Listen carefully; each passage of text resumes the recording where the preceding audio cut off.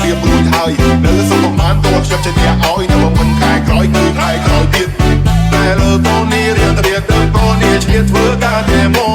អូម៉ែនឹងកូនបងទៅពេលនេះតើកូនរត់មិនទាន់ទេ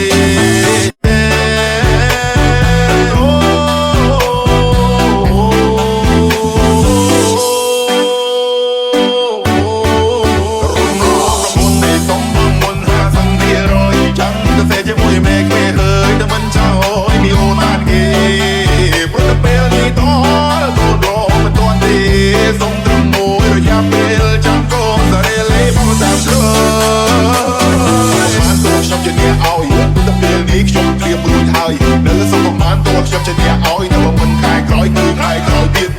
តែលើកូននេះរៀនត្រៀមទៅកូននេះឈៀតធ្វើការតែមកអូម៉ែនឹងកូនបងទៅពេលនេះតើកូនរត់មិនទាន់ទេ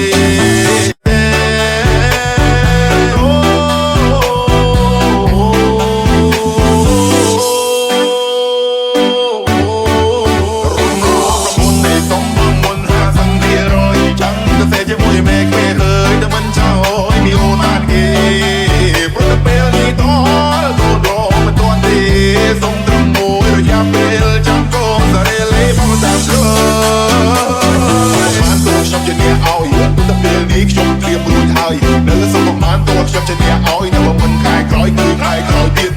តែលើកូននេះរៀនត្រៀមទៅកូននេះឈៀតធ្វើការតែមក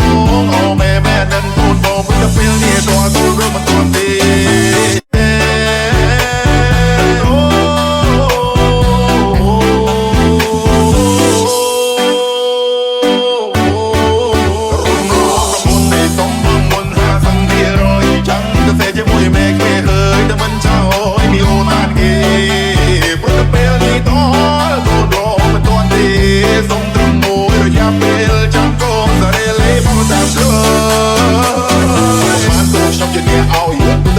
ខ្ញុំត្រៀមរួចហើយនៅសុំប្រមាណតួខ្ញុំជាអ្នកឲ្យតែមិនខែក្រោយគឺខែក្រោយទៀតតែលើកូននេះរៀនត្រៀមទៅកូននេះឈៀតធ្វើការតែមកអូម៉ែនឹងកូនបងទៅពេលនេះតើកូនរត់មិនទាន់ទេ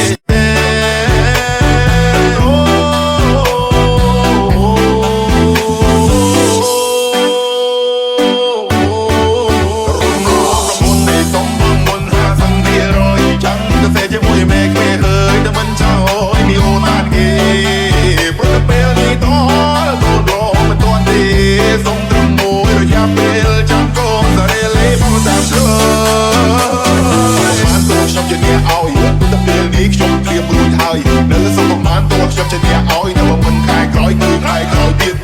តែលើកូននេះរៀនត្រៀមទៅកូននេះឈៀតធ្វើការតែមកអូ